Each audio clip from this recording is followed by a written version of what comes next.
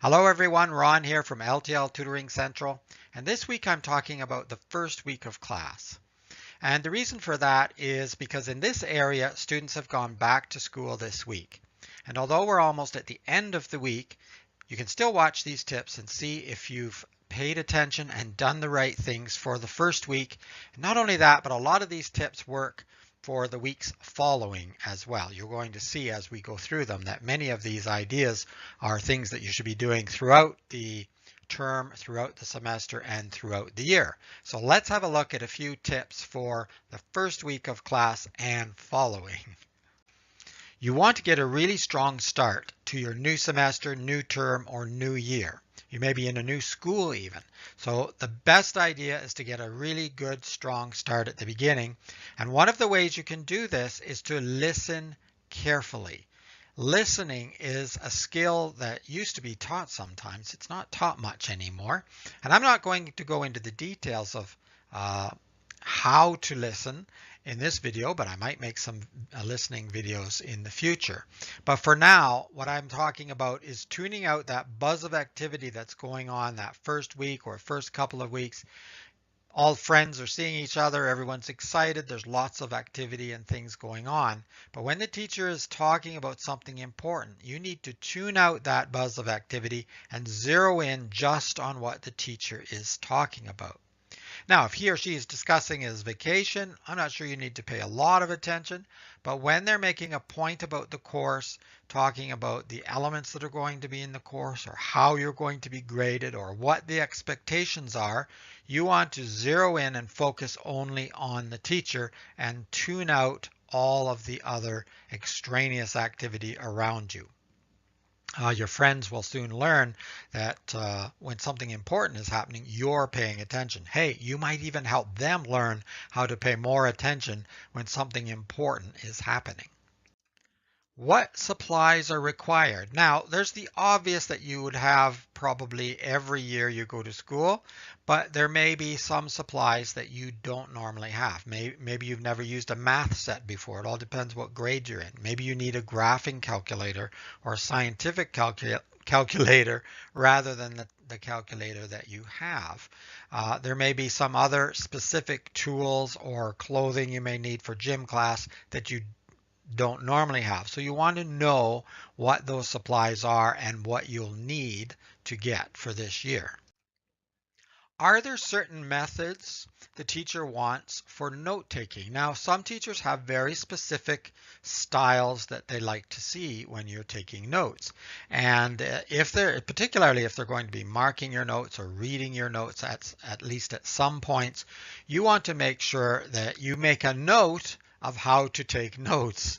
If they don't require you to have a specific method, then you can use the style that works best for you. And that might take some practice to figure out as well. You can watch some of the note-taking videos that I'm making, and I will be making more note-taking videos as well because taking notes is so important. Even today with all the technology, it's still important that you take notes and do something with your notes if you're really going to succeed.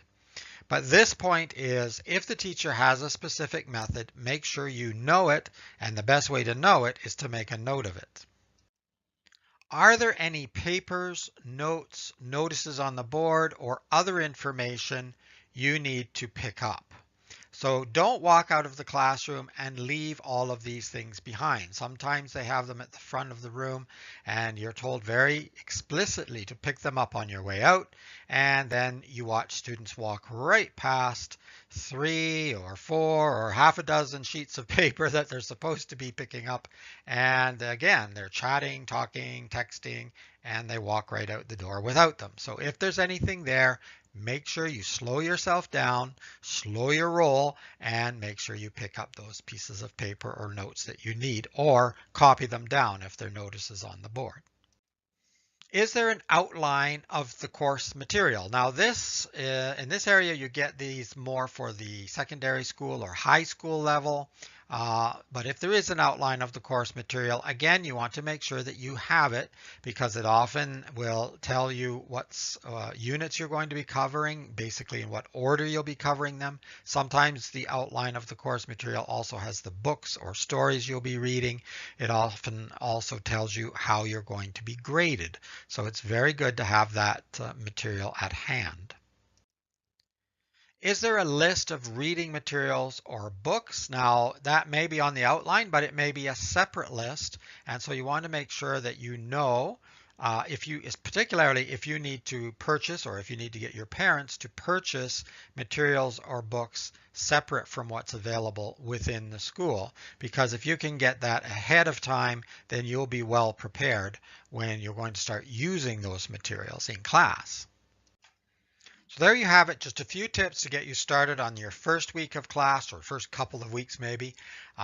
But follow throughout the year as well. Make sure you keep listening, make sure you keep paying attention, picking up any materials you need, taking notes. All of these things will actually work throughout the year. But I wanted to give you a good strong start at the beginning. Have confidence, but follow these strategies and tips. Look at some of the other videos as well. Below this video, I'm going to put some links for the Study Skills Become an A+ Student course and the Test and Exam Strategies course as well. There'll also be a link to the website and a link to the blog. So check that out. The two asynchronous courses on study skills, you do them primarily on your own, but there's some quizzes and they can help you to become a better student. And they're really reasonably priced, so that's not a problem either.